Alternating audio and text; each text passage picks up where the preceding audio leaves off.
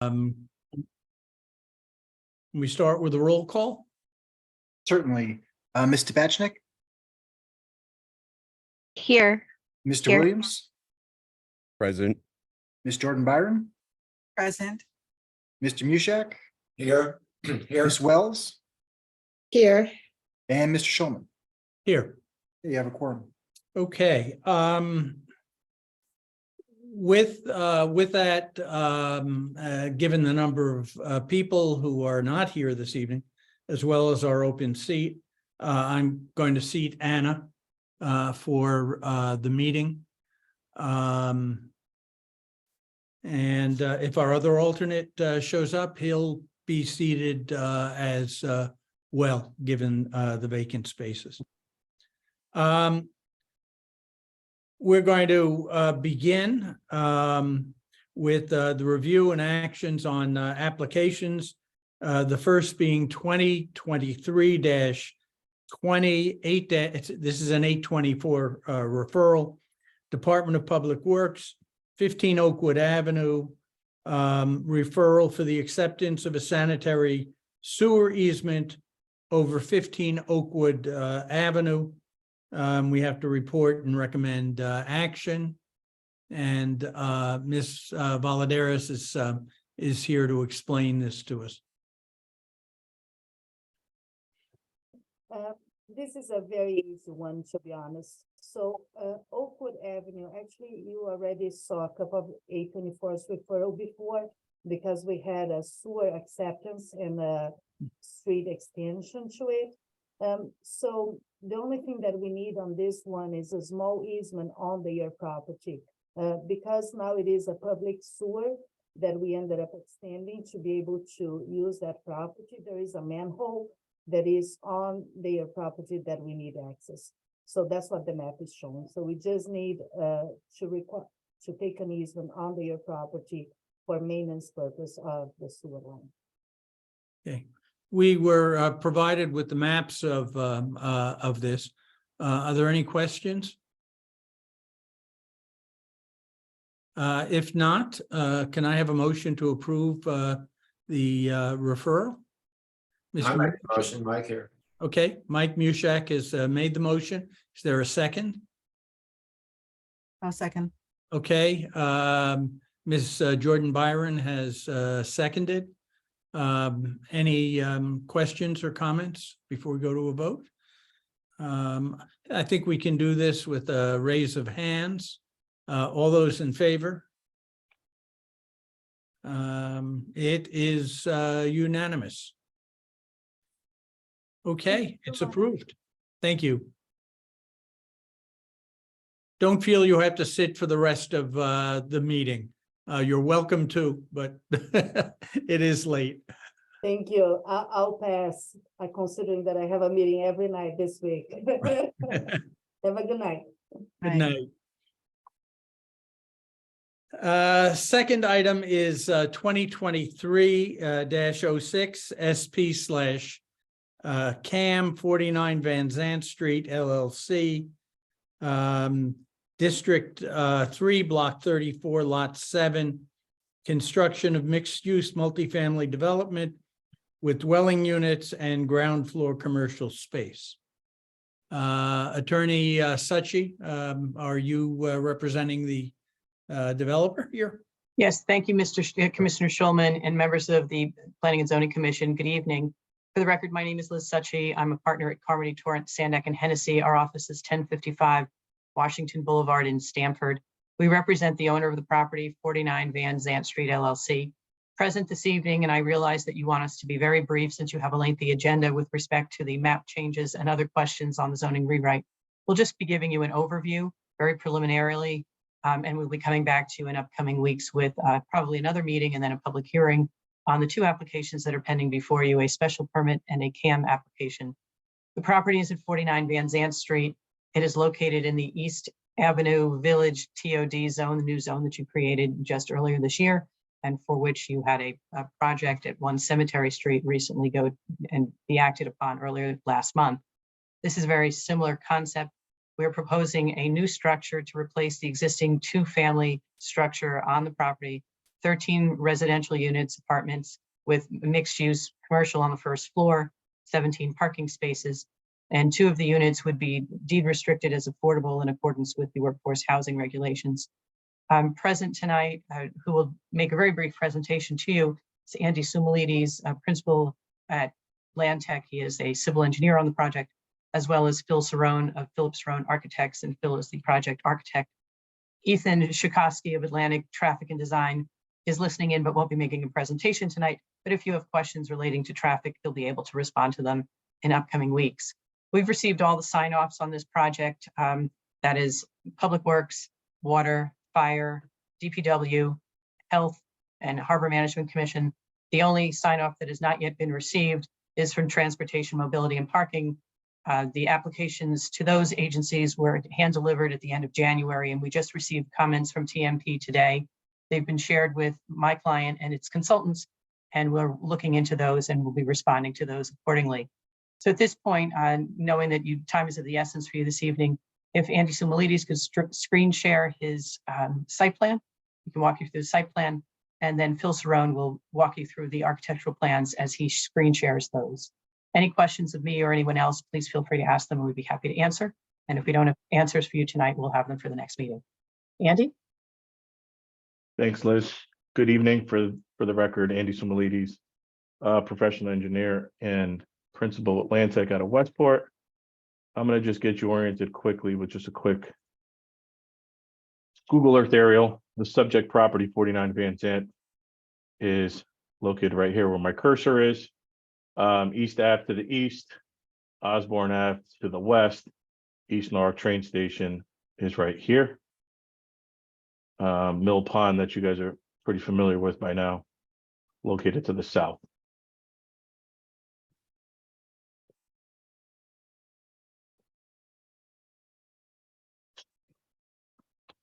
In terms of a site plan, it's pretty straightforward. Here you will see this like maroon hatch is the building envelope. You come off of Van Zandt at grade to at grade parking below a building with stories above it. On the first floor, also there is this office space and circulation to get you up to the residences above. I just want to touch quickly upon some of the drainage infrastructure. In blue here on the east and west, you'll see there's rain gardens. There's also a couple drains which would get minimal water, I should say, runoff, stormwater, underneath the structure itself. It's not fully enclosed. Typically, when you have a fully enclosed garage, that runoff would go to sewer, but in this case, because the sides are open and at grade, DPW recommended that those areas go to the rain gardens, to the drainage infrastructure, which they have reviewed and approved. In the rear here, we won't go into too much depth about some of the bonuses or amenities, but this green space here is that pollinator garden. That's a requirement to get some of that increased density and height. Here you'll see some green spaces up front and a widened sidewalk, 10-foot plus sidewalk as well along the whole frontage of this property. We did see those TMP comments today. I'd say they're pretty minor and could be easily addressed. So I'm sure we can get those done in the next couple of weeks. Any other questions, I'm more than happy to answer now, but I'll pass it off to Phil so he could go through some of the architecture.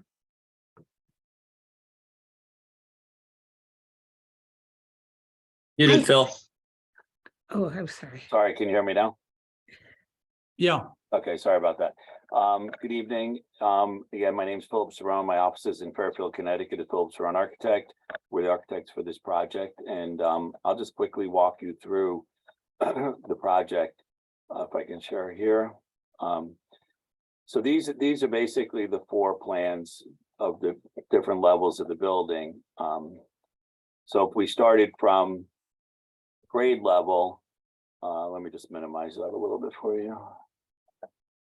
So on grade level, in the front of the building, we do have the commercial space that's required in that zone, and we have the height that's required, which I believe is 15 feet. So this is a commercial space here. You have a small lobby here, which serves the residential units above, an elevator and a staircase. As Andy said, the driveway comes through here. And then basically a parking on both sides of the site with a staircase on the left-hand side over here. And also, as Nancy mentioned, the rain garden, the pollinator across the back. When you get to the upper floors, we actually have a little bit of loft space, so we get almost another 500 square feet of commercial space in the front. That's part of that commercial space.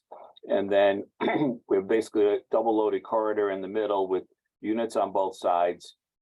There's 4 1-bedrooms and 9 2-bedroom units. These 2 floor plans, the second and third floor, pretty much mirror images of each other. Again, stairs in the front. This staircase here just serves the this loft area. So we do have in the front of the building, we do have this space, which is basically a 1.5 story space for the apartment. So it gives you a little bit of extra square footage in there. And then we have the 2 main staircases that go up and down through the entire building with the elevator. When you get up to the 3rd floor level, which is really just a small mezzanine level here, there's some outdoor amenity space. And then this roof, which you can see better here, we have this as a green roof, which gives us some of our sustainability elements. And then here is just kind of a breakdown of the different units with the different square footages. And then here's how we get our credits. Again, I'm trying to make this relatively quick for you tonight, but we can go through it in as much detail as you want. But we have the infrastructure related credits, which gives us a couple of points. Sustainable amenities, which gives us most of the points. We did include part of that is LEED gold requirements. And then the miscellaneous one, which gives us our last 6 points. We actually have 25 points, which brings us over the 20 that we really need to get our 13 units. As far as I'm not going to bore you with the blow ups of the plans. As far as the building on the exterior goes, actually, this would be the easiest way to show it to you. Here's just kind of a schematic rendering of it. On the 1st floor, we have a brick veneer around here. The roof will be all asphalt shingles. This is that flat roof that has the green roof as part of it.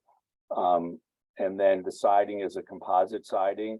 We just have some colors that we have here, and we will have a full rendering for the full presentation. And then the windows will be a clad window with, of course, insulated glass. The windows on the storefront will be aluminum storefront windows, again, with all insulated glass. We also had a HERS rating done, which is an energy conservation rating, which shows that we exceed the 2021 energy conservation code for the state of Connecticut by, I think, 20%. So the building is being designed as a very sustainable, energy efficient project. So that's really kind of a quick overview of the project. I'm happy to answer any questions. Have you considered solar?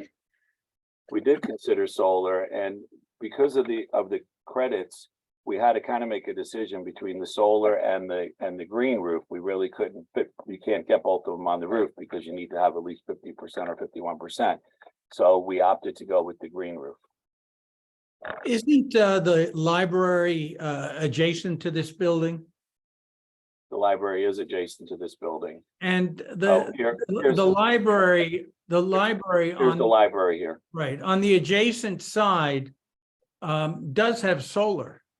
And I'm wondering why it's not possible to put solar on the sloping roof of your building, not on that side, on the other side. Well, it would be the same. I mean, this is pretty much mirror image on the 2 sides. We could get a small amount of solar here. We didn't do it because we were doing the sustainability elements that we wanted to get for our credits. We wouldn't get any credit for that. We could discuss it with our clients and see if they still want to do the solar. I do see the solar on the roof of the library over here. I understand that. So, and the small amount of solar you're going to get here is really, it's such a little bit amount. It's hard to justify it from a usability point of view, from a cost point of view, from an energy efficiency point of view. It just, unless you're getting a fair amount of solar out of it, unless you make most of the roof solar or at least 50 or 60% of it, it really doesn't, it's not justifiable. Again, we could take between now and we come back to you guys, we could take a better look at it and study it a little bit further and discuss with our client whether they want to do it, even if we're not getting credits for it. But this gives you kind of puts it in perspective of where the building is. in relation. This is, I mean, these are all the real buildings and the library that's here. What's that on the side? Have you got a mural on the side of the building? Right, so this is artwork painted on the side of the building here because this part of the building is all stairs and elevators. And so really there's, again, not justifiable to put windows in that part of the building. And when it was just a blank wall, it didn't really work out for us too well. So we thought some sort of artwork there might be good. We didn't even, and artwork is part of the credits we could get. We didn't include that as part of our credits, so.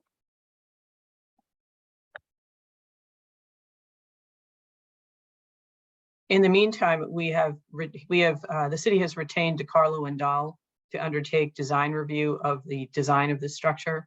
The fee for that design review has been paid, and I believe Mr. Cerrone was either going to reach out to Bob Griswax today, tomorrow, or in upcoming days to discuss the design, see if Mr. Griswax had any initial comments on it, and to work cooperatively with him as best we can. And that is underway. I Is did it reach still- out, Liz, I did reach out to him. Okay, We haven't thank you. connected yet, but I did reach out to him. Is this building going to be rental or is it going to be condominiums that are sold? Rental. Rental. Where in the market do you expect it to fit? Is it sort of mid-market or top of the market? I can't answer that at this point. I don't have that information. I'll get it to you, Commissioner Wells. But as I said before, 2 units will definitely be affordable. But as far as where the other market rate units fall, I'll find that out for you and have it for you for the next meeting, give you a range of what the rentals would be. I appreciate that. Sure. Thank you. Steve, the staff has produced a memo on this project. I'm wondering if you could have someone go over that. Sure, Amelia's on, and she was the author of that, so, and I work with her on it as well. She could probably take you through any questions or points you'd like to go over. Yeah, Yes. well, actually, I have a question on that memo. If somebody can explain to me. One of the comments is, as a reminder, this zone building mass should be avoided. I don't understand that comment. So maybe she can explain that to us.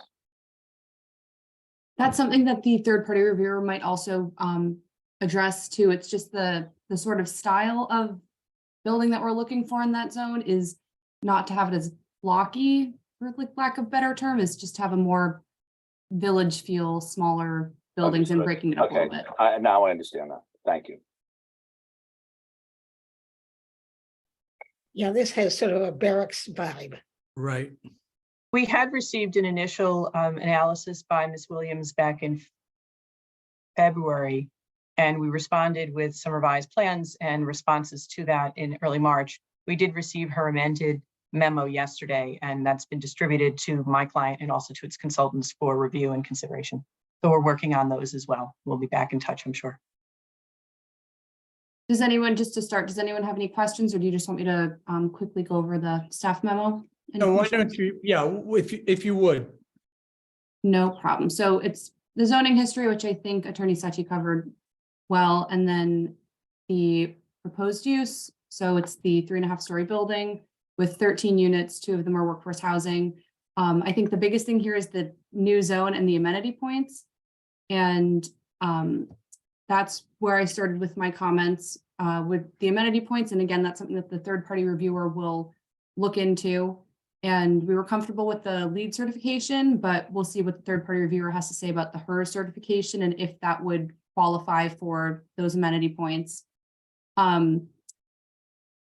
Similarly, the pollinator garden, we would want to look at. It's not accessible to the public, and we believe the intent of the regulations is to make a lot of these amenities and sustainable amenities for the community and not just for the property and the inhabitants of that property towards the back.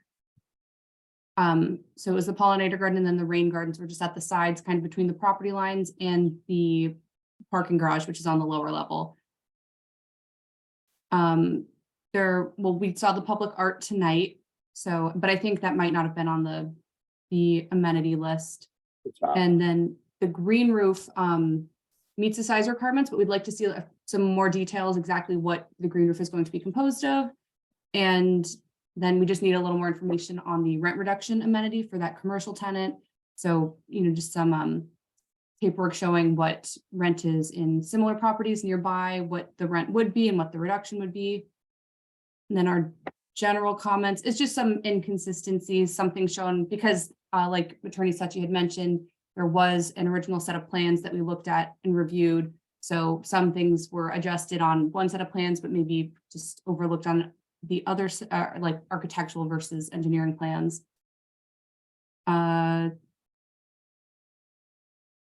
We were a little unsure about not the height so much, but the story issue, which I think if we got a more detailed cross-section, we would be able to work out. Again, this is just very nitpicky zoning stuff. But if we want it, what it looks like to me now is it's 3 stories and then 2 half stories. So just getting a cross-section of the building that would show that those 2, what I see as 2 half stories right now are actually only 1 half story to make it compliant. Then there was a lot of design guideline questions. Again, I think it'll be better suited for the consultant to go over. And the building massing, which we talked about, and then just kind of, I think we wanted a little bit of a more thorough review, just more details on things to make sure that they complied with the intention of this new zone and the new zone regulations. Thank you, Amelia. The only action we need to take is for us to authorize the peer review, which is already underway. It's underway because we wanted to get this process started and completed as soon as possible. So I would like to ask for a motion to approve the peer review of the project. I move that we approve authorize a peer review for this project. Okay, Mr. Williams has made the motion. Is there a second? Miss Wells has seconded. Okay, now that we can all see one another, we can do this with a hand raise. Are there any questions about the peer review? All right, if not, all those in favor? Okay, it looks unanimous. Okay, with that, I'll turn it back to Attorney Suchi. Thank you, Mr. Chairman and members of the commission. We will work closely with Mr. Griswax. We'll look at the comments by Ms. Williams and TMP, and I'm certain that collectively we'll be able to address many of them and come back to you at whenever the public hearing is scheduled. And I believe that may be scheduled for early May. Okay, thank you very much. Thank you for your time.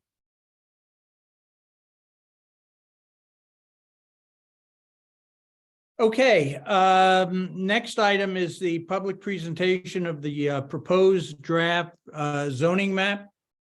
As you may all recall, last week the consultants presented the draft zoning changes.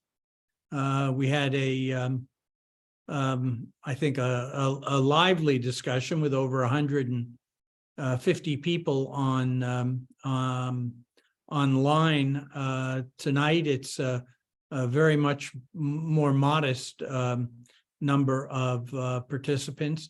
Just a few comments about the map. Obviously, the draft map and the draft regulations feed into one another.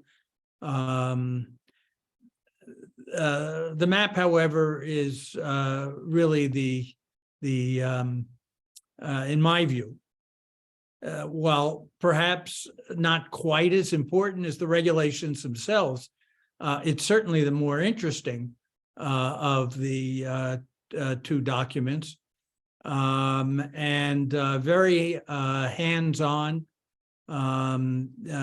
relatively, even at this point, relatively easy to use, with containing a wealth of information. Steve, do you want to start the introduction, or do you? Okay, I guess you do. Go right ahead. Sure, just give me 1 second. Okay, while you're doing that, the purpose of tonight's meeting, as far as public comment is concerned, again, this isn't a public hearing. Although we're happy to take brief comments as we were last week. But what we're not looking for and not really prepared to respond to are questions about specific properties. This is really more about presenting the map, how it's going to work, and how to use it. Specific questions about a person's property. There will be ample opportunity in the public hearings that follow to get answers to those questions, whether it's online, in person, or in written form. So we'd ask if you have questions this evening that they be of a general nature that would be of interest to anyone who's online with us this evening. Okay, so here we go. So we're going to kind of break this into 3 pieces. I'm going to take the beginning, and I promise this won't be a super long presentation. Don't want to keep people here longer than we need to. I'm going to kind of take care of the big picture stuff and kind of the purpose and intent on how the map came to be. Brian will get into some more specifics on some different areas of the city where things have changed or are proposed to be changed, and what that means. And then Amelia will walk you through how to get access to the map, because we've put together 2 different ways to kind of look at things. One, there is a static map, which is kind of similar to the way you would view the zoning map now. And the second one's a little bit of an interactive map where you can actually enter in your property address and it will pop up on a city GIS map, which will bring you to a link to the new zoning as well as the old zoning, and kind of give you the rundown of what those are. So hopefully it won't take too long. Feel free to interrupt at any point with any questions. And then, Mr. Chairman, before you turn it back over to the public for our comment, I wanted to just provide an update to everybody on outreach schedule from this point forward. So kind of, like the big picture starting point is, there were several purposes to redoing the zoning altogether. One of them was simplification.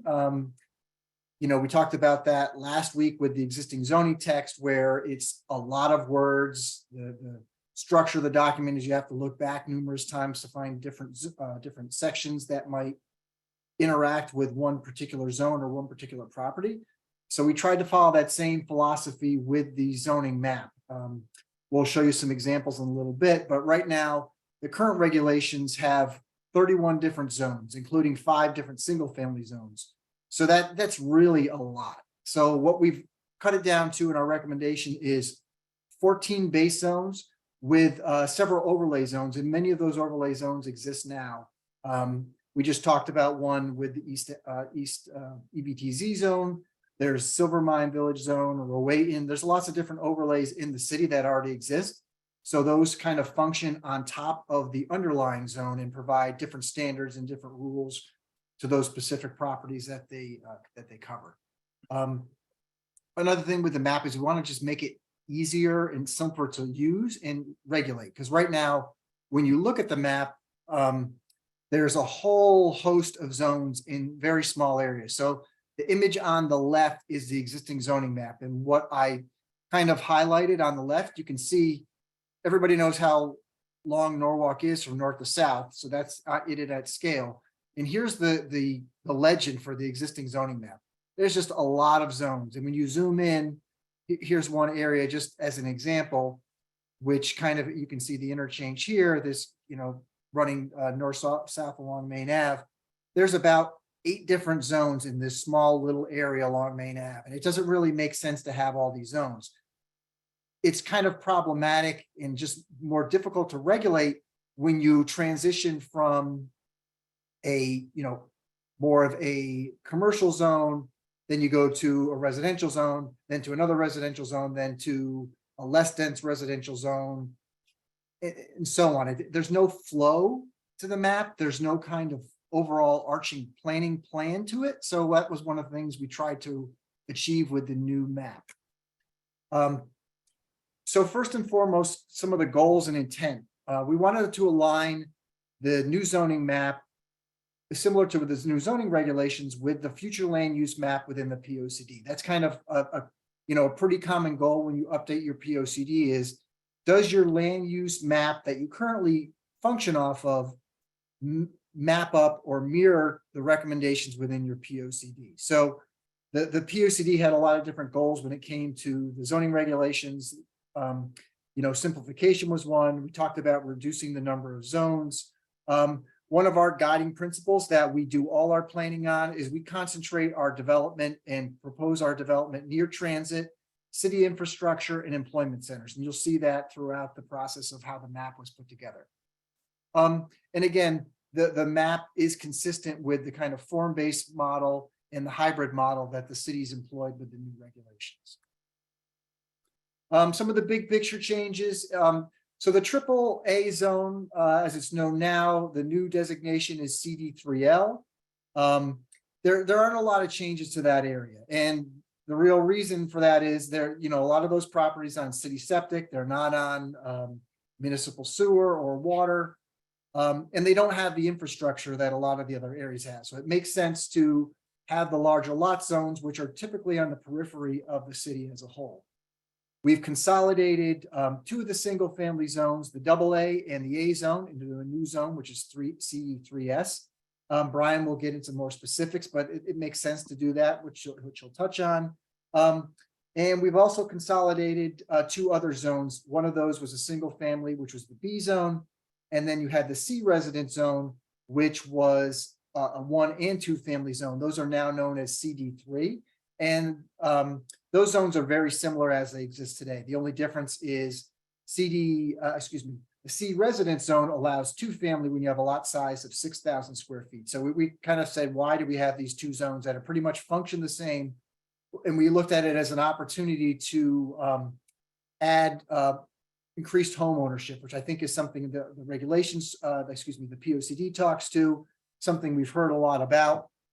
So within this new zone, the CD3, you could have a 2-family house or a duplex, where right now within the B resident zone, you could only have an ADU. And the ADU doesn't allow for, separate ownership from the ADU from the main house. So we think that's an opportunity there. We actually think it'll lead to more uniform design standards throughout that district, because the ADUs, if they're detached, the placement of them, it's a little different than what the underlying zone allows. So we think that's a benefit. And I think it kind of cleans up just some lingering issues with that area. So one thing, and Brian will walk you through this, we've consolidated kind of what we're calling the urban core. So if you think about where we've rezoned the central business district, which kind of started at kind of Cross Street, Route 1 corridor, going south down towards Matthews Park. That's kind of what like the central business district now. And then as you move south, when you get towards the Webster lot and where South Norwalk was rezoned, it's was the TOD zone, which is the SSDD zone back in 2016. We've consolidated all that land into a single zone, aside from the new civic zone, which we'll touch on as well. But that's kind of looked at as the urban core. Most of the time, the existing regulations were very similar for those areas in terms of the height and in terms of the density. So we've consolidated that to make the standards uniform, which I think will make it simpler for folks going forward when they're looking at different projects. And also, which Brian will show you on some of the maps, particularly around in South Norwalk, near the Webster lot and up towards the mall, there's just a myriad of different zones, and all of them have very similar standards, and it's just very different uses, very indiscriminate uses in their indiscriminate changes. So we thought consolidating it made sense from a lot of vantage points. Right now, we have a business number 1 and business number 2 zone. There's really no reason to have a business number 1 and business 2 zone. Right now, they're basically the Main Avenue corridor and the Route 1 corridor. So we've consolidated that into a single zone, which I think just makes sense.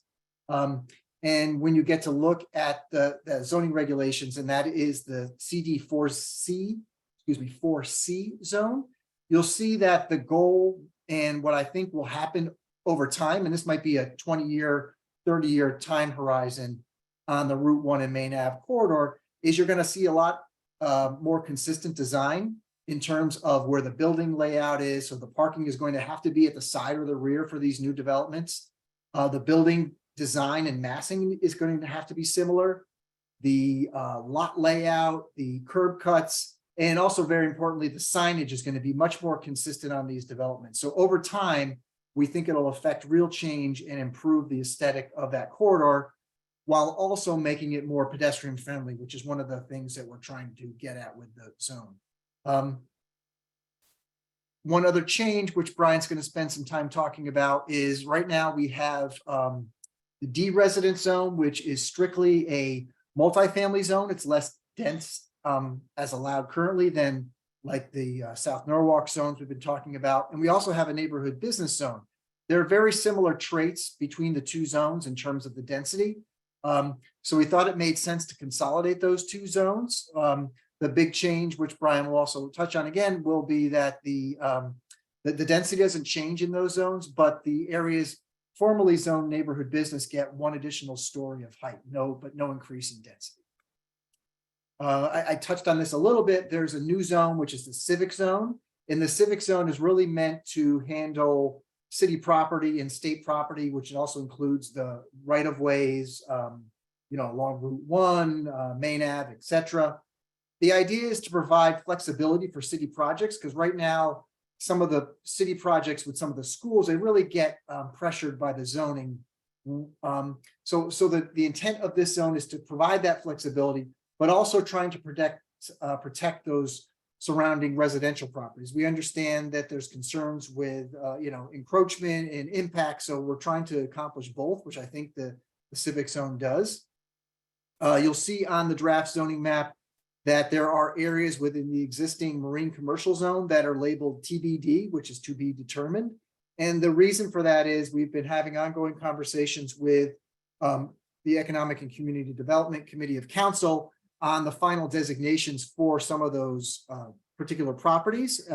We're hoping to work through that sometime by May, June timeframe, and then adopt and incorporate those changes into the final zoning map. And ultimately, the commission will get the amendment to the POCD incorporating the waterfront plan. But I think that probably happens in a June timeframe. And that's it for me talking for now. Brian is going to walk you through some specifics on the zoning map, but I'm happy to take any questions that you guys might have.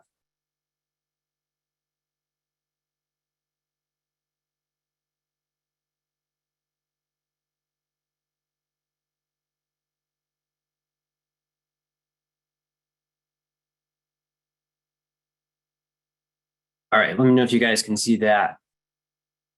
So I'll probably use some terms if you're not familiar with them. Let me know, but I'll explain them. So there's sort of like upzoning and downzoning.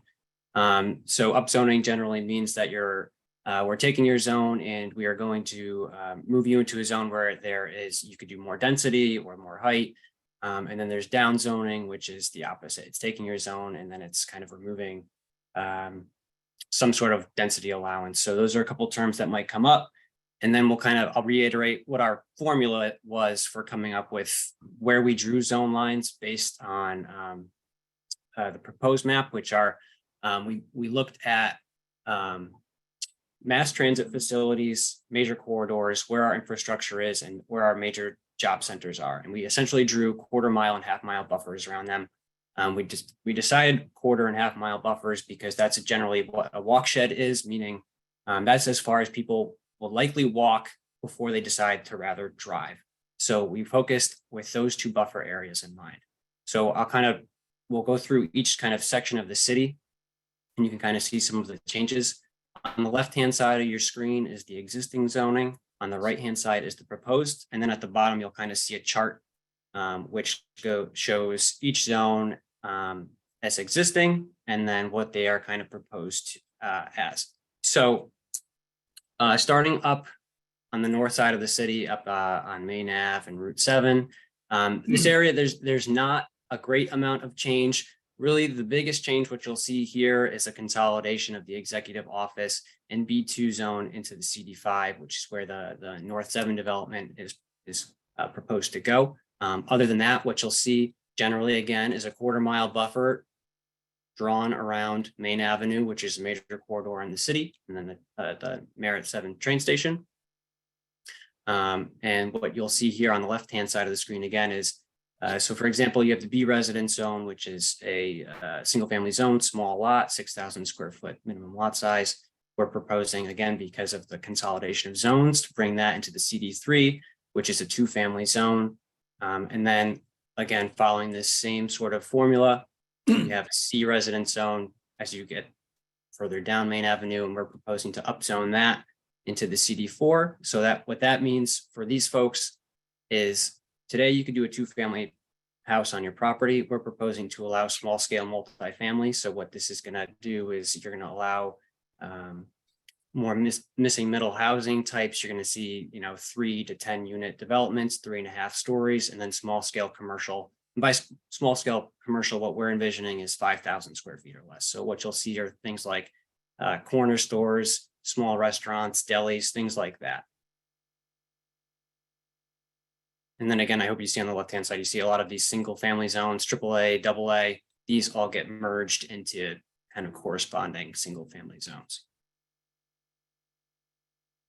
So now we'll move down to we'll call it the urban core of the city.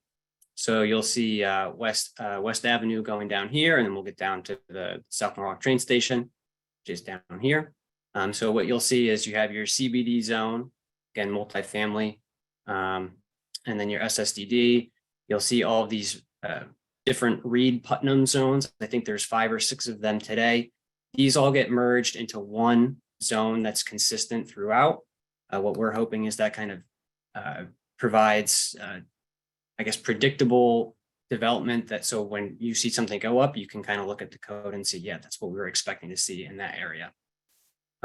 Other than that, what you can see is as you get over to the Golden Hill area, there's sort of a mishmash of D residential, which is multifamily, goes to 2-family, back to multifamily, to single family. We've consolidated that all into the CD4, which again, mixed use zone, 3.5 stories, same density that you would see in the D residence zone with small scale commercial. So again, what you're seeing here is a pattern of densest development in your urban core, a little bit less dense, a little bit less dense as you move away from there.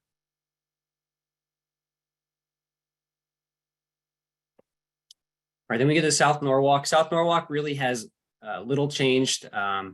Again, really just the consolidation of the SSDD, the Sono Station Design District, into the CD5.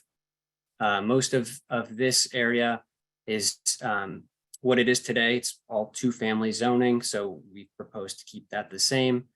Small multifamily zones in here. Really, the only significant change that you'll see in South Norwalk is you see as you get over towards the Boughton Street area and Soundview, you see that B zone, the small scale or small lot size single family zone turn into the CD3, the 2-family zone. So that's really the only significant change that you'll see in South Norwalk.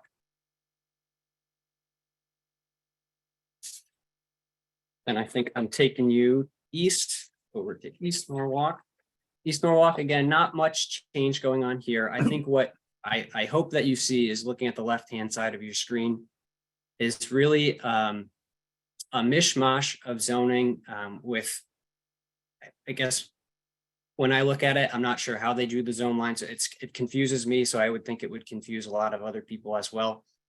So you have East Avenue, if you'd see my cursor, with the EVTZ.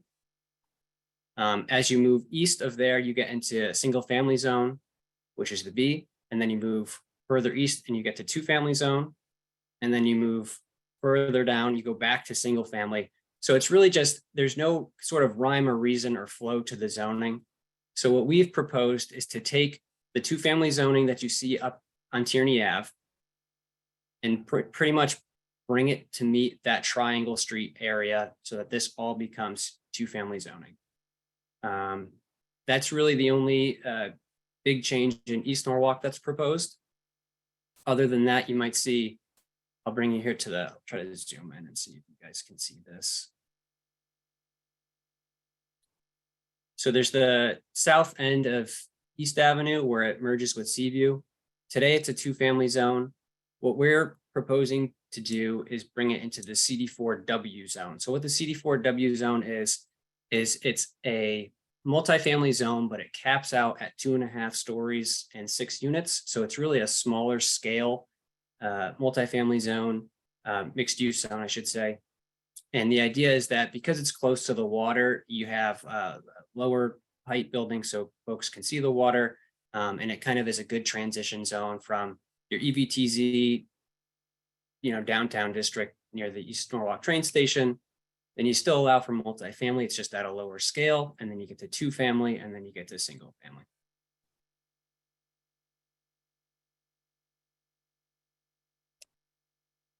All right, we'll go north a little bit. So there's a little bit of overlap here. So here's Westport Avenue. And again, following our formula here is we drew 1/4 mile buffers around Westport Ave. And what we did is we took the single family zone. So a lot of this is B, and we took it and we put it into CD3, which is the two-family zone. So this is an up zone for the folks that are within 1/4 mile of the Westport Ave corridor. One portion that I'll point out is there was, we did propose a down zone for this B residence property up here because it's outside of that 1/4 mile distance. So it kind of doesn't follow our formula of keeping it within our walk sheds of major corridors and job centers.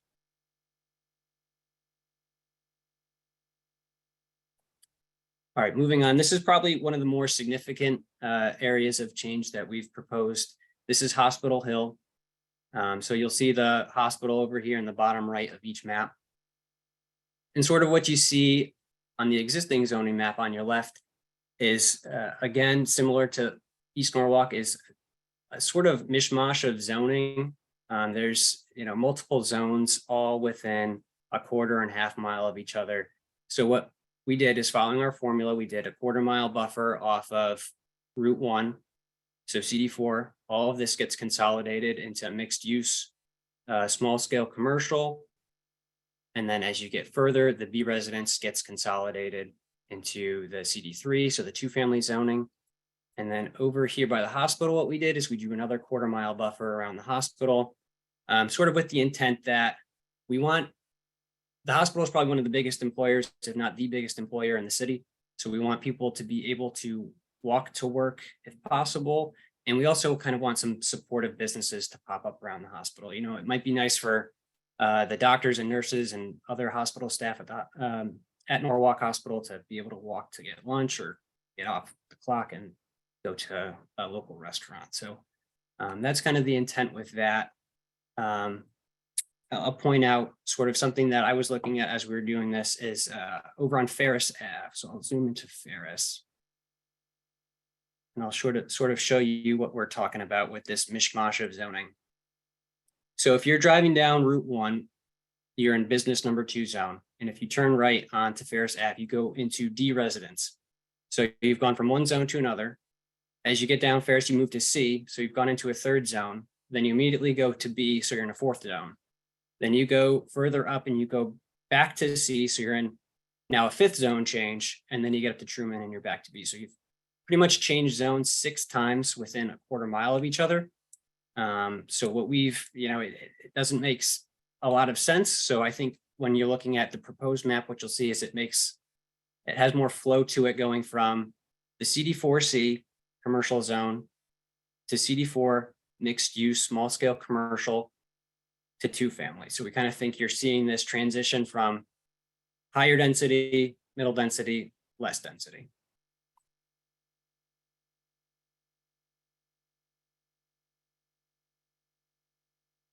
Zoom down here.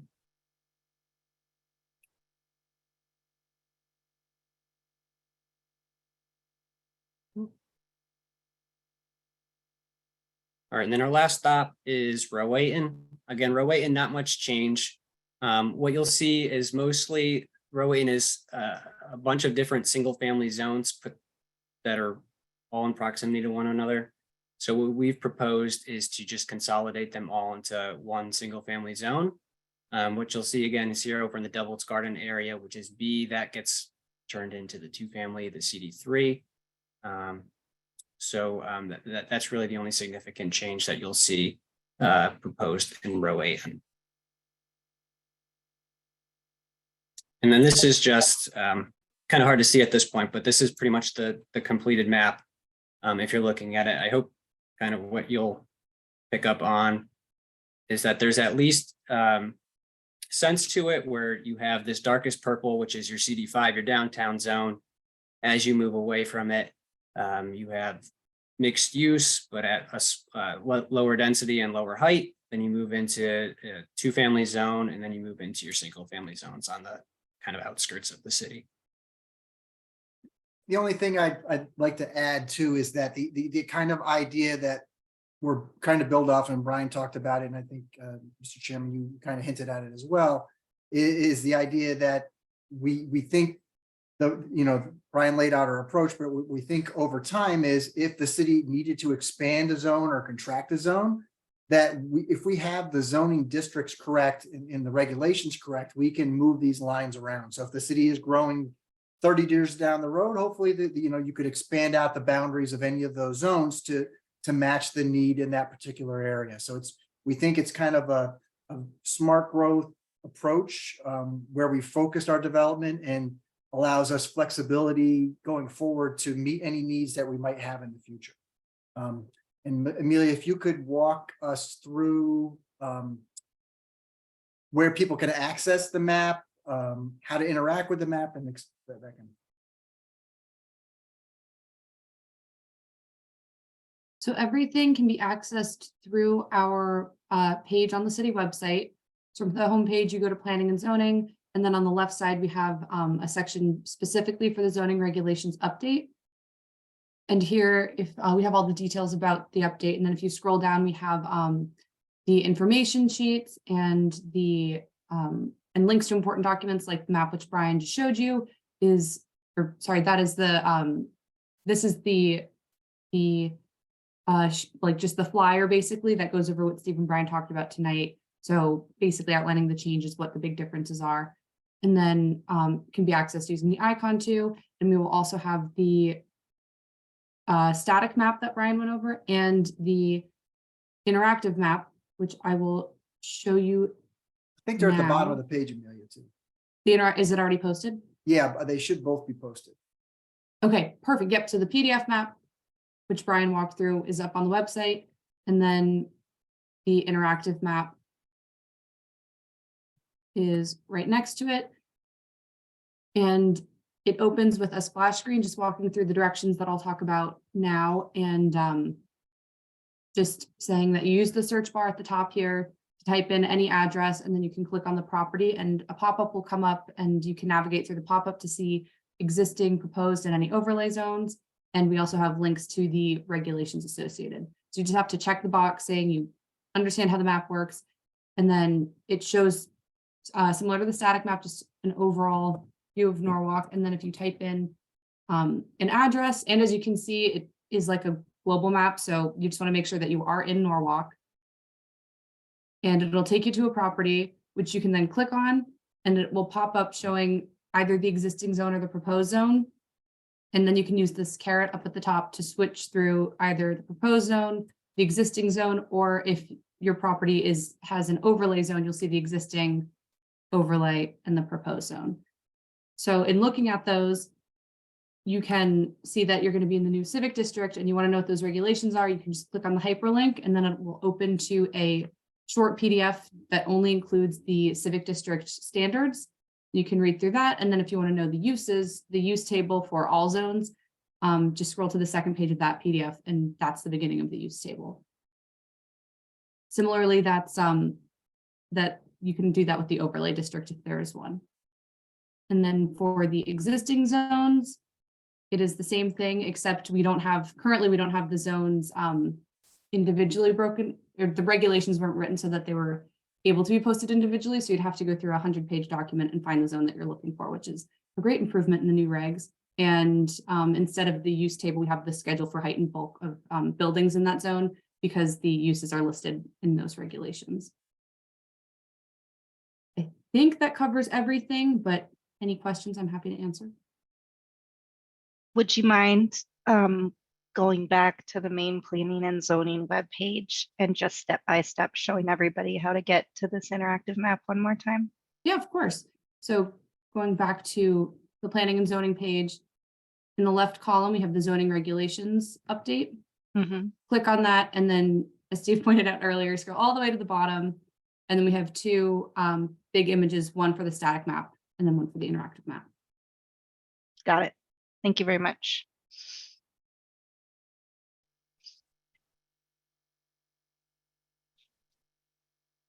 Are there other questions for Amelia, Brian, or Steve?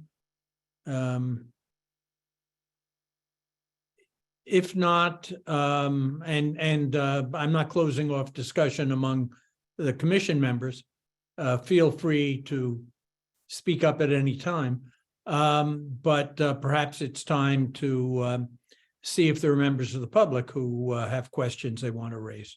Oh, Mr. Chairman, if I could for just a minute, just ahead. want to share before anybody drops off. I just want to show where we're at in terms of the public outreach, because there's a lot of meetings coming up, which will be geared towards individual neighborhoods in voting districts. So I just wanted to share where we are at. So we're probably at a little over half the meetings booked already. This is specific to the commission. April 25th, you have a meeting, kind of a reconvening meeting with the consultant as well as our outside peer review attorney. So I'm going to bug you several times over the next couple of weeks to come up with questions that you have specific for the consultants or our peer review attorney. And we can get them to those folks ahead of time so they can have answers for the discussion on the 25th. We didn't talk about whether there'd be public comment at that meeting. So that's something you guys can kick around whether you think that's appropriate or not. Then the next day on April 26th is a meeting with District D, and that's going to be up at the Merit 7 office complex. They were nice enough to host the meeting there. So we're working on getting that information out to folks in that area. There are 2 meetings scheduled on May 1st. Brian and I will be splitting up that night. So I think Brian's going to be at the West Norwalk Neighborhood Association, which is having their meeting at the Fox Run. I think it's the Fox Run School Library at 7:30. And I'll be at the District B meeting at 6 p.m. at the Sono Library. The next night, May 2nd, I think it will be me. I'll be at the District C meeting, which is going to be in the community room at City Hall.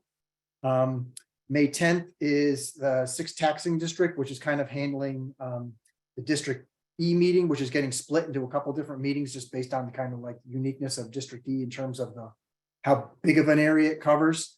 Then we have 2 other meetings within the kind of that area. 24th is going to be District A. That's the last one. Just couldn't get it scheduled earlier than that.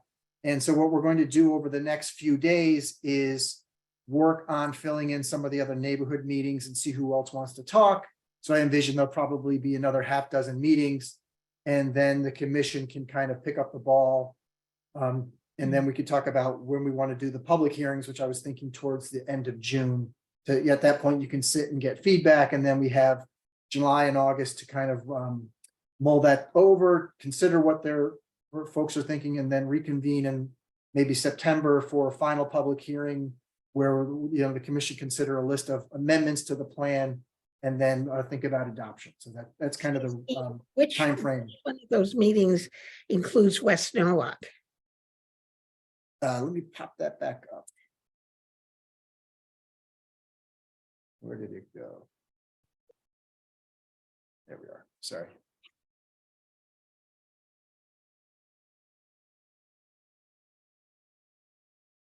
So for West Norwalk, we have the West Norwalk Neighborhood Association is May 1st. And then kind of the Oh, district. I see. Okay. Yeah, I Th- see. and we worked, so what we did to get these dates together so far, we worked with the council representatives for each one of these districts, and for District E, they had requested that we break it up into these kind of 3 sessions. So in the Brookside Harbor View Village Creek one, I think that'll be a Zoom one, because that's a pretty small area, and I think that, you know, as Brian was going through the changes, that there's not a lot of significant changes in those areas, so I think that'll be a kind of a shorter, less content-based meeting.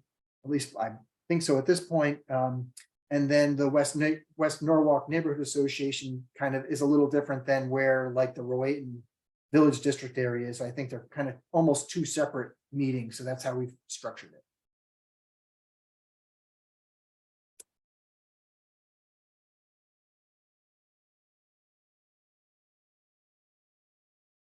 JJ, you're muted if you're. I'm so sorry. Okay, so pull up that schedule one more time, please. Sure. You want me to just leave it up? I'll leave it up. Yeah, just leave it up. Tell you to tell me not to. Yeah. Right. Okay, so I'm just like updating my schedule right now, and April. So the first Monday of every month is the meeting for District B. We usually have that virtual as Zoom. So did you coordinate already with Sonia to have this in person at the library? Yeah, so just to back up one thing, just so everybody's clear, outside of April 25th, you're not expected to attend any of these meetings, any of these meetings in your district, you might want to plug into, but you're under no obligation to do so. Right. Just to make, I just want to make sure commissioners aren't thinking they have to show up to all these meetings. So that was definitely not the intent. No, but I'm talking about the meeting on May 1st. Right. So that I coordinated with Darlene and Sherelle. Okay. So I talked to Larry Manzi in the IT department today. So I think what we're going to be able to do, because they said they did it already once, is they'll be able to have that be like a hybrid meeting, the one at the South Norwalk Library. So because I think there are some people who can't make it in person. So I think we'll set it up so you can do both. Okay, so this will be in the community room, but people will be able to participate virtually. Yeah, the one at the library will be set up as a hybrid. Okay, great. I just wanted to, because I saw that date and I looked at my schedule and I was like, okay. I wasn't aware that there was an in-person meeting being scheduled at the library, but thank you for this. I just updated my schedule. Yeah, we just got that finalized about 2:00 today. So that's why you're just. Oh, that's why. Okay. So there's probably a text message waiting for me. Just letting me know. All right. Thank you very much. Sure. Anybody else have schedule questions? I could take it down. Yeah, unfortunately, I can't attend on April 25th. I'm going to be out of town where I have may have no Wi-Fi. But yeah, and we tried to schedule the meetings in the district. Ideally they would all been at like a school or something, but not, the school is out this week. So scheduling with some of the schools got difficult. But luckily, like the Merit 7 complex is kind of like the center of District D. So I think they have a big meeting room there. So I think it'll be a good spot. So I think Galen was referring to the 25th. Right. Glenn? Well, Galen, that's fine. Because if you have any questions you want to raise, you can still do it in an email to Steve and can get answered by the consultants or our review attorney. okay, good. Thank you. And that meeting will be virtual, correct? Yes. Okay, thank you. There'll probably be a few other agenda items on that meeting, kind of similar to what we did tonight, but no big heavy applications. That's our plan. Okay. I see that Richard has joined us. Thank you. Richard, we can't hear you. You were muted.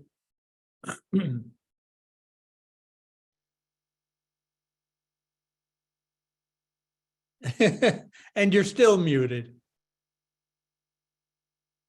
I just said, I hope that you got my voicemail.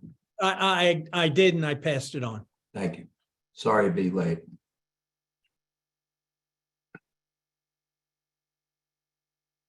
Okay, Comfortable now if we see if there are any questions from the public?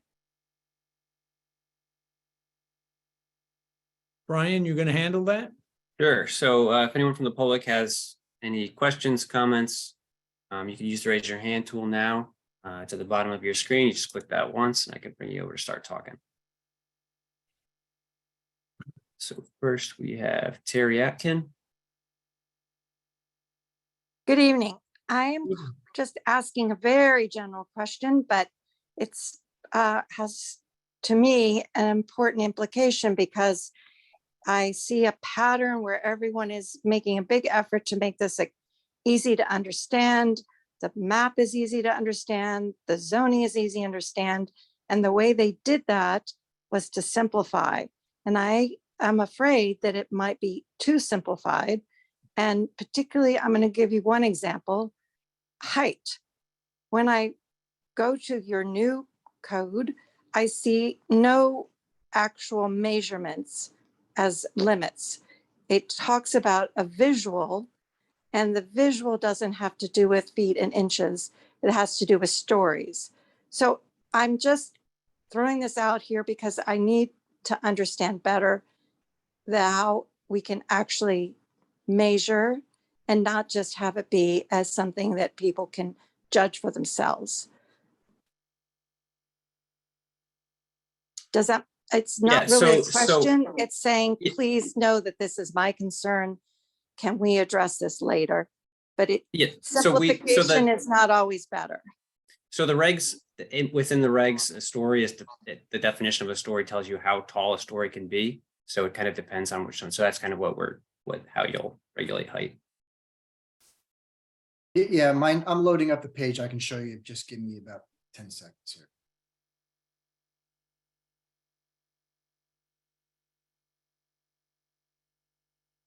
Yeah, Brian, probably. did you mean in feet and inches it shows you, or just the concept? So within each zone, it'll tell you how many stories you can do. And then within that, it tells you how tall a story can be. So it kind of gives a range depending on which zone you're in. So that kind of will determine how tall a building ends up being. In feet and inches. Correct. Yeah, if you can see my screen, Can you blow that up a bit, Steve? I will if the bar with all my Zoom functions is blocking my. Hold on, yeah. I got it. Oh, You can move that, click and drag that. Yeah, I dragged that. Just gotta scroll down. So this is in a residential zone. So so the standards, as we mentioned earlier, like within a typical residential zone, the way the bulk and height standards are utilized doesn't really change. So it's got 2.5 stories max, and it's got the ceiling height within a story. So that's how it's regulated in the single family zones. Excuse me, hopefully don't get dizzy with this. I'm going to jump down to the commercial zones though. But yeah, I'm particularly interested in the residential, but just since you're mentioning commercial, is it still the case that a multifamily is considered commercial? For purposes of the zoning regulations, I'm using that kind of for this conversation intertwined because the way the height is dealt with in like a multifamily and a commercial is the same. So in terms just regulating the stories and the height of the ceiling within each story is regulated. It's on the next page down.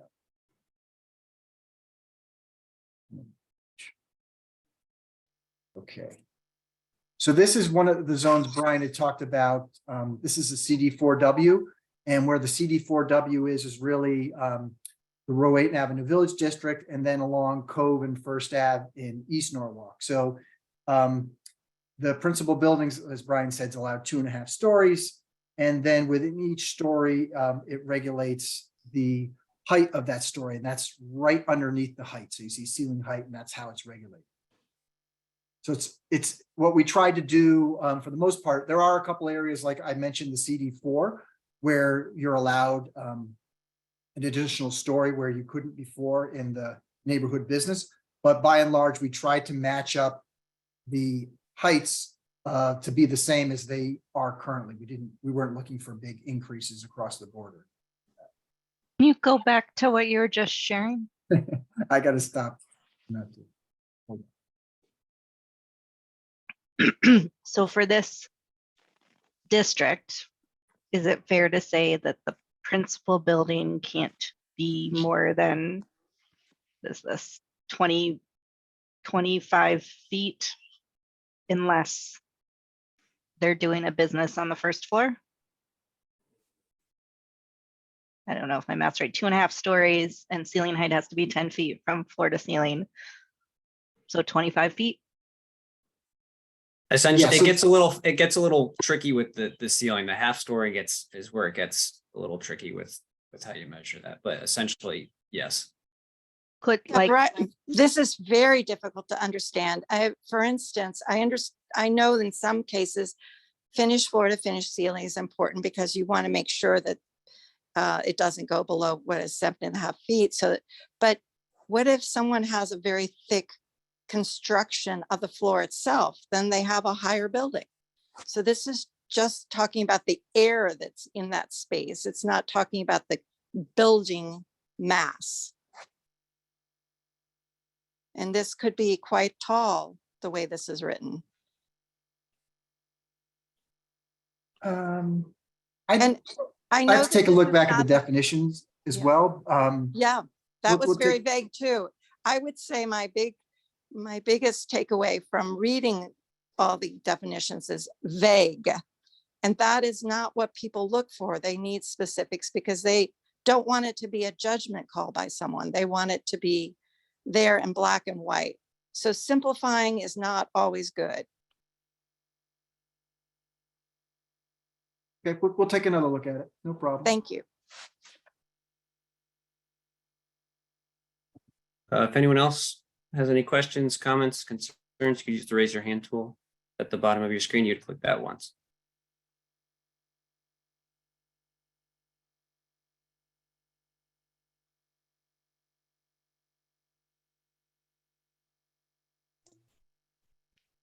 Good evening. Can you hear me? Yep, we can. Hi, Diane Cece. My own hat and ENNA tonight, I guess, too. Couple of quick questions.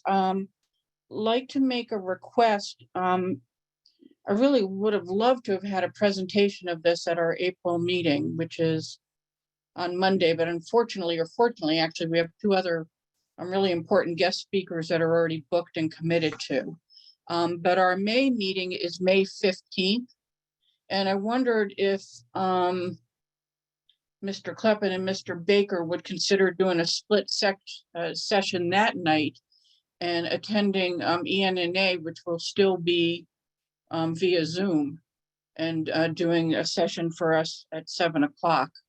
District C, as you know, is larger than the East Norwalk Neighborhood Association, and we're the I think we're the densest neighborhood in the city right now, but obviously, the population is high here, and there's a high level of resident engagement. So I think it would be beneficial for you to present directly to ENNA, albeit via Zoom. It would be, you don't have to answer me tonight, but if you can check the calendars and staff time, I'd appreciate it. It's May 15th at 7 o'clock. Steve, correct me if I'm wrong. Aren't there a series of meetings that will be set up with the neighborhood organizations? Yeah, so we have a couple of those set already, and I've reached out to a couple others I haven't heard back yet. So yeah, we haven't gotten everybody done yet. We got we've got all the district meetings through the council reps, but we haven't gotten all the meetings set up yet with the neighborhood. So Brian and I can talk about May 15th. We hadn't committed to who was going to do the May 15th meeting yet. I think we got as far as the other meetings set up, but we will definitely talk about that tomorrow. Okay, thanks on that. And then I won't speak for the CNNA members, but I would also suggest NASH as well, Silver Mine Homeowners Association, if you haven't already reached out. I'm going to see you had West Norwalk in there already. The other question I have is I think someone mentioned at the beginning that there's not a lot of folks on this meeting compared to the other one. And Honestly, I think there was a bunch of confusion about the timing of this meeting versus last week, and I wasn't sure, or maybe I was just confused that this presentation, I thought maybe it was just to the commission, and I didn't even really understand there was a Q&A. So there may have been some public confusion on that. So I'm glad to see that the map is up and there's more detail there. And now that the meetings are starting, hopefully it'll be clearer. But I suspect that's the reason why you're not seeing that engagement tonight. The other question I have has to do with, so I hope you take this in the spirit it's intended after what's been going on in East Norwalk, but what's the actual mechanism, Steve, for how things would get modified in here? Let's say there's an area of the city that, you know, is lobbying for a change, either to add something in or change it or delete it or move it back the way it was. What's the mechanism for that, and who actually decides that? Is it just interpreted by staff and your recommendation to the commission? Does it have to do with how many people are asking for it?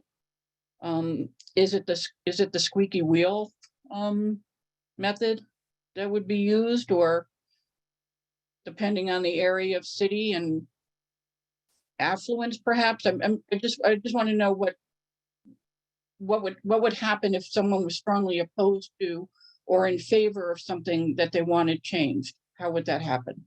So we have, in addition to meetings like tonight, we have the other meetings we set up. So we'll be taking comment at that point through the district meetings as well as any neighborhood meetings. We also have an online submittal form where you can put in comments or questions. Our goal is to tabulate all the materials by the different articles within the regulations as like, you know, in a comment format, and then have a staff response to each one of those. And we haven't quite figured out if we're going to do those weekly or bi-weekly, or when we're going to, you know, quite get all those tabulated, but we'll get that back to the commission, because ultimately the commission will have to consider all the comments and questions and then make a decision on what they want to incorporate, what they want to change. It's their call at the end of the day.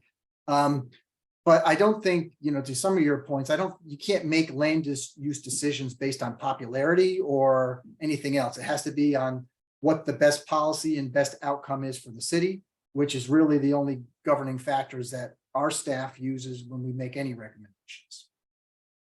Well, that's fair enough. And I would just add to that then that much of the basis for this, as all the planning you do, has to tie into the POCD, and we get that. But I just can't miss another opportunity, like you hear from other people, to say that the POCD that was approved wasn't very popular. There was a lot of opposition That's to based it. on So, who you're talking to, Diane. I don't think that's a fair comment or an accurate. okay, I definitely think it's fair and accurate based on the feedback of the community, but we don't have to debate that here. So my concern is then in the example of something where, you know, the commission themselves are trusting staff's recommendation and the consultants, in the instance where, say you have 1,000 people come out and are lobbying for or against something to be modified in this. You know, isn't that going to weigh on the decision of when you say that the commission is going to decide ultimately what's best for the planning of the city?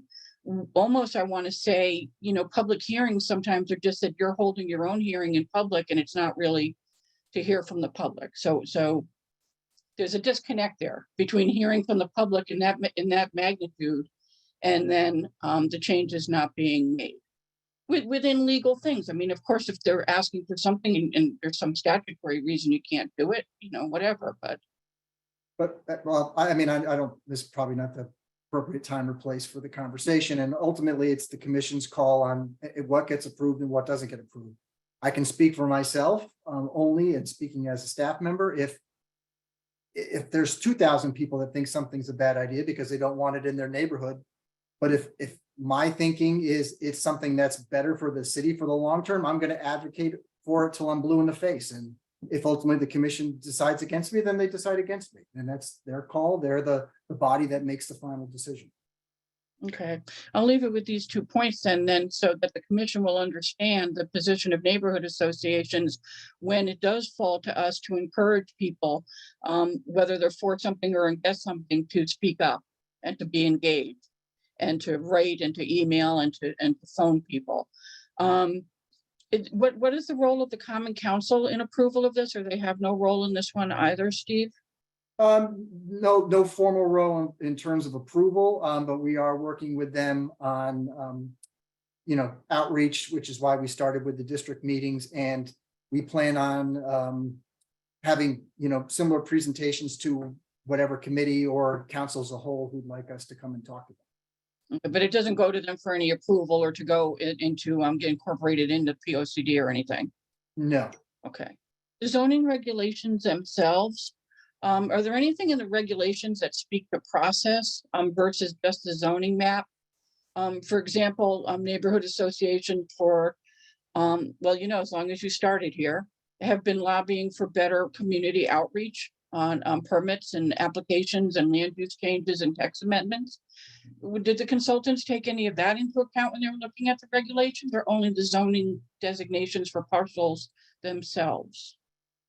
I would say, look, excuse me, I don't know what page it's on, but it's in Article 8 is all the administrative functions of the regulations. And within that, it talks about the notification process. I believe there's 2 changes, which I think were requested that we already incorporated, and these we've heard them before, but then when I was at a Rowayton meeting last year, they asked about, I think we increased the abutter distance for notification, and we've also have a provision where they have to put a sign up. I don't know if I can't recall if it applies just to zone changes or includes special permits as well. I don't recall, but there is that provision in Article 8.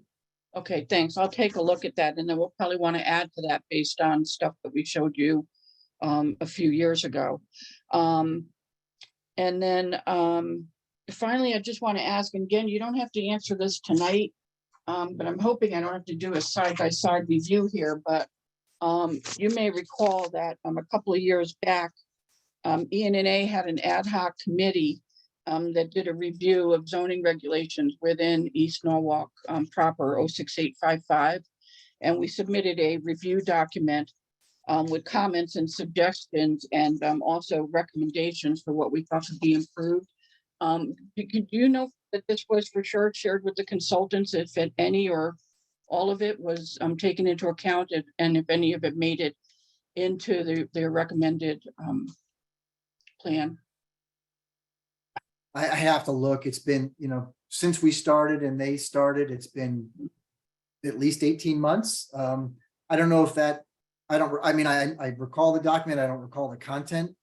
If it was related to uses, then I think what you'll find is if you look at the use table in Article 4, and that use table is broken out on the web page separately, so you don't have to go through the whole article. You can look at the various zones and just go right down the zone and see it's color coded with a P for permitted, an NP for not permitted, PL with permitted with limitations, which means it's permitted, but it might be by site plan with other restrictions, or it's a special permit. So that piece of it should be pretty simple to track. Perfect, thanks. Okay, and that's exactly what our grid was like. So I'll look, but I was hoping maybe you knew, but maybe Amelia knows this as well, but do they have an appendix at the end of their document and everything that's posted that shows all of the input and documents that they referenced when they were doing this? Maybe I would just find it there and know that they read it and used it.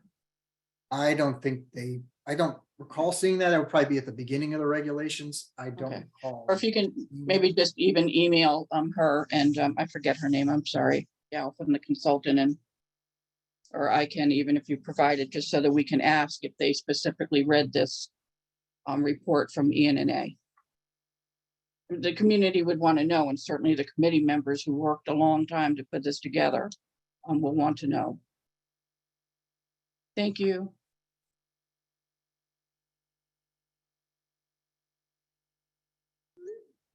Anna, you have your hand up?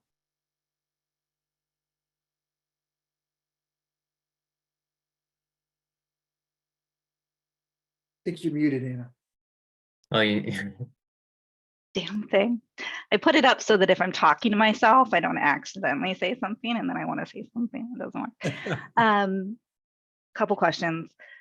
So I saw online on the website that you can sort of see each article, I think, and you can click on it and get a PDF of each article. Is there a place where you can get a searchable PDF of the whole document together that I'm just missing? The whole document's there as well in that one It is section. there as well. I Okay, think it's on the bottom right. okay, thank you. It's just so big that it was easier to break it out. You know, it takes a long time to load. It's just big. Yeah, I appreciate that. It's just like wanting to have both ways to search. And then, I apologize. I know the presenter last week said that we should read it 4 times. I haven't quite finished the first. There was something I had asked you about a while back in terms of increasing the visibility of notices of public hearings when there's a public hearing or a special permit review, having signs that have a QR code. I thought you had said something like that could be part of the zoning regulations rewrite. Is that anywhere in here, or am I completely confusing topics? No, that's a similar question to what Diane Cece just asked. It's in Article 8. I don't recall what page, but it's in there regarding notification. The only question that she asked that I wasn't sure of was, I know we put the signs up I'm pretty sure for zoning amendments or map changes, but I don't know if special permits were included in that. When I took a brief look at Article 8, it seemed sort of all about zoning amendments and changes and not about an actual property is going to go up here or somebody has applied to tear down this, whatever it is. Okay, and then the chart that someone had pulled up during the presentation that showed, okay, it used to be B and C, and now both of those are 3 triple T or whatever it is. That comparison, that's somewhere in this document? No, that's not. That's just us kind of trying to break it down. Okay. There is that. It is in that. That seems like a great chart. Yeah, that's in that flyer that we have posted on that same page. It's the zoning map flyer. Yeah. Can somebody kinda pull that back up quick just to show?